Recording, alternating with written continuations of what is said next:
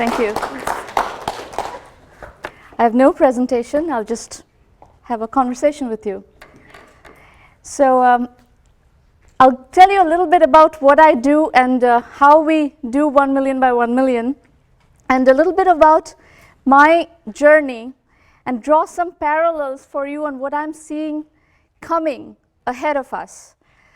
So I came to America in 1989, and I came to Smith College from India. And I grew up in a town in India called Calcutta. You may have heard of it. Some of you are familiar with it. Very, very populated, highly populated, very congested, very polluted. And at that time, a complete backwater of entrepreneurship or technology. And I came to Smith College in Northampton, Massachusetts, which was beautiful, completely fresh. The air was nice to breathe in, and it was very cold. And then I spent 4 years there. The first experience, one of the first experiences that I remember from that period of arriving in Northampton, Massachusetts in 1989, was someone who was a year ahead of me in college asked me, "Is India in China?" And I was a little bit perturbed by this question. I felt, I know a lot about America. How come you don't know anything about India? So I felt like I arrived at a very provincial place. Fast forward a few years, I went to MIT for graduate school. I did computer science, and by my second year at MIT, I finished my master's, and I had already started my first company. We were the generation that brought the internet to market, so I rode the dot-com bubble, did 3 startups all through the 90s, did 10 years of consulting after that, all through the 2000 decade, wrote 5 books, started a blog, blah, blah, blah. All this was happening, my career was happening at a very fast pace because we were that generation that took advantage of the internet revolution. Now, all this was also happening in parallel with a massive globalization movement. So the provincial America that I came to was becoming aware of the existence of the rest of the world. And it was important, it was essential, it was required that America competes in a more global, more globalized world. India, China became big forces during this last decade, and the world was changing. My stepson, Hadrian, who just graduated from University of Oregon, a few years ago, I tried to tell him that, "Hadrian, why don't you think about getting some work experience in Brazil or in India, you know, one of the emerging markets where it could be fun to really get some understanding of those cultures and what's happening in those geographies." And Hadrian's reaction for a while was, "This is kind of beneath me." But this year, Hadrian is asking me questions about working in Brazil, what's happening in the entrepreneurial ecosystem in India. Can he get a job in India? Can he get some experience in India? And I think this is a very, very healthy development, because the amount of opportunity that is floating in the world today and will be ahead of you, your generation, is going to be immense. By 2020, there are going to be 5 billion people on the internet. This month, the world is going to have a population of 7 billion. At the end of October, the world population reaches 7 billion. I just read that in The Economist this morning. 5 billion of those are going to be on the internet. So the potential for value creation, the potential for entrepreneurship, the potential for wealth creation ahead of your generation is immense. And this is a world that is connected. You can market to actually 5 billion people from your desktops, from your laptops, from your mobile phones. And that did not exist. When I came to America in 1989, the internet did not exist. It did not exist until the end of my graduate school career, actually. I used to talk to my parents only once a month when I first came here, because phone calls were really expensive. You live in a very different world. You're growing up in a very different world. So Now, how do you take advantage of this opportunity that is in front of you, especially the international opportunity? And there is I'm sure you guys are watching what's happening in politics, what's happening in economics. America looks depressed. America's future looks questionable. The Western world's future looks questionable. The future of capitalism looks questionable. Yes, there are all these question marks in the world today, and you're going to have to deal with this world ahead of you. But I think if you look at the world as a global phenomenon, the opportunities for entrepreneurship are immense. I'm going to tell you two stories of entrepreneurs who are, in interesting ways, have taken advantage of this globalization phenomenon and the emerging market opportunities. In 2007, I was sitting in my office. Now, I happen to write quite a well-known blog. And in the 2000 decade, I was mostly making my living by doing high-level consulting. So in 2007, I got a call from somebody who introduced himself as the VP of Investor Relations of a company called Mercado Libre. Have any of you heard of Mercado Libre? None of you have heard of Mercado Libre. I hadn't heard of Mercado Libre either. And he said he was calling from Buenos Aires. His CEO was an avid reader of my blog, and he was calling to ask if I would fly down to Buenos Aires to do their strategic planning for that year. So I listened to this conversation, and there was something completely different going on in my head, because one of my passions happens to be the Argentine tango. And I'm thinking, somebody is playing a joke on me. Somebody wants to pay me to go down to Buenos Aires. I love Buenos Aires. I love dancing in Buenos Aires. Somebody is playing a joke on me. Well, it was not a joke. Mercado Libre is the largest e-commerce company in Latin America. Two Stanford Business School students, Marcos Galperin and Herman Casa, had started Mercado Libre in about 1999. It took them a while to get their act together. And by the time I was encountering this company in 2007, they had just gone public that summer. I was encountering them in October 2007. The company had gone public in New York Stock Exchange that summer. It was a sizable company. Today, it's a very sizable company. It's over a $300 million company. I'd never heard of it. I was not paying attention to what was happening in entrepreneurship in Latin America yet. I was paying attention to India, because India is where I come from, and I have a very deep understanding of the Indian landscape. I was not yet paying attention to Latin America.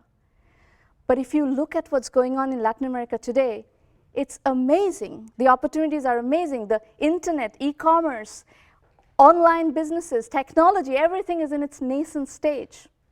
And there's a tremendous amount of entrepreneurship that's going to happen in Latin America.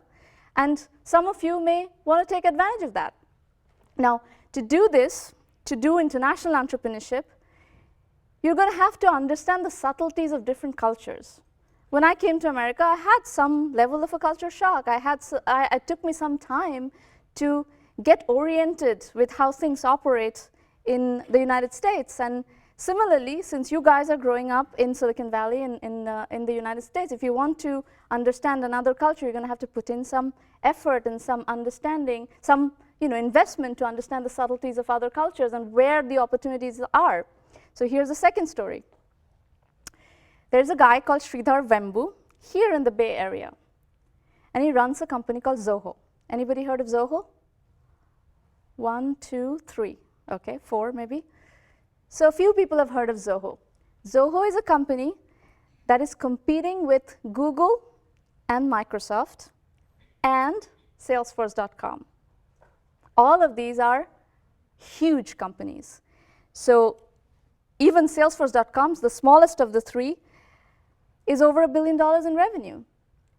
And little Zoho did something very cool. Sridhar Vembu has 15 people in the Bay Area. And he has over 1,000 people in Chennai, India. With that very significant workforce. Now, affording 1,000 people in Silicon Valley is a very, very expensive proposition. But he has managed to do that in Chennai, and he has re-engineered the entire Microsoft Office suite and has made it available for free. And he makes money off a customer relationship management product, which competes with Salesforce.com and is cost a tenth of the price of Salesforce.com's CRM product.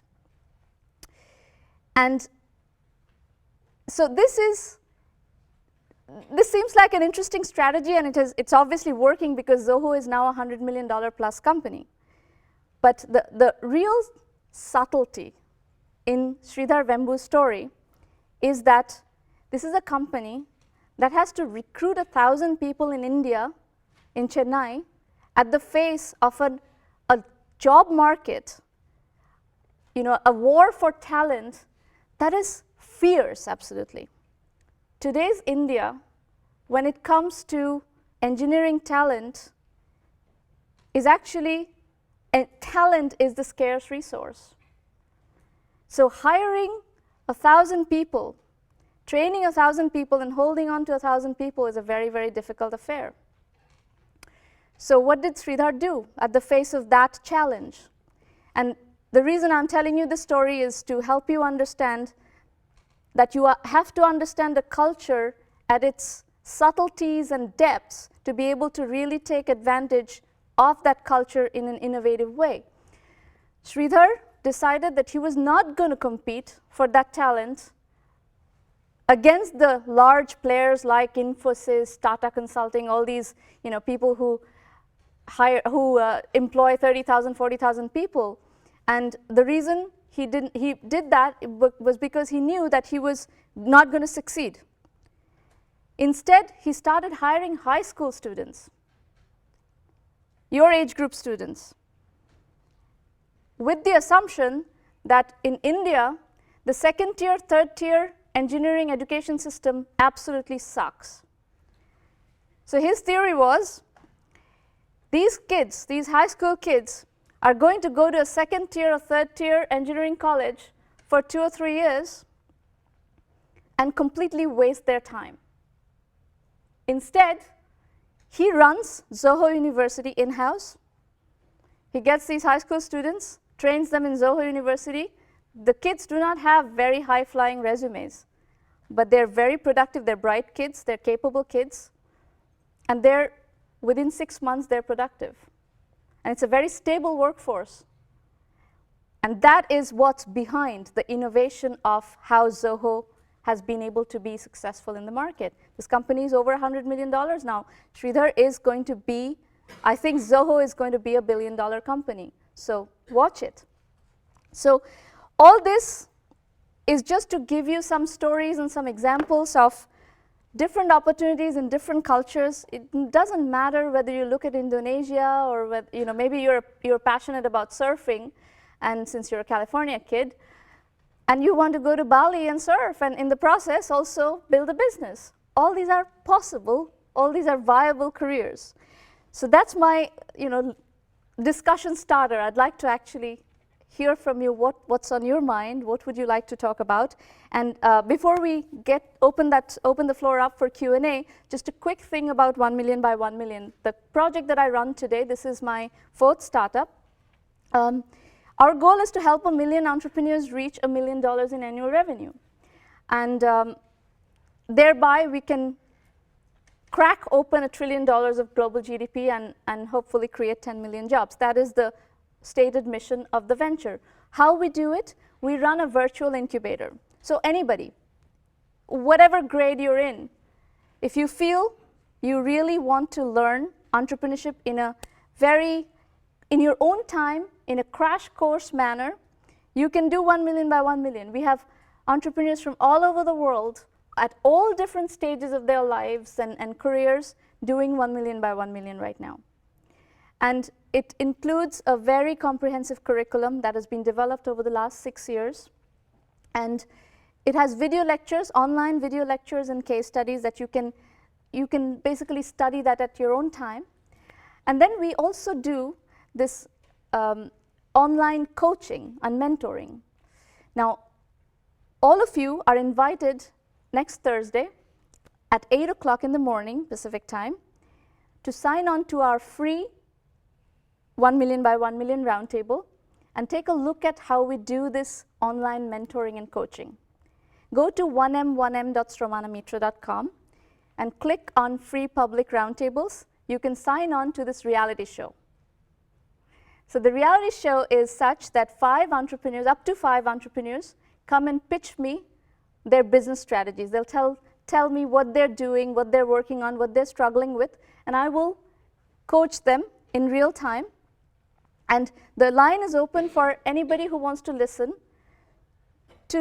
and learn from those case studies. It's a case study-based teaching approach. And so the reality show version is free, and please use it. If you have entrepreneurial aspirations, please use at least the free portion of the reality show. You'll learn a lot from that. And then if you're more serious already about becoming an entrepreneur, you may even look at the premium program where we have more comprehensive coaching and mentoring and education, as well as lots of business development, financing, relations, investor relations, all sorts of things. So that's 1 million by 1 million, and that's pretty much all I'm going to say to you. But I would like to answer questions and discuss issues with you.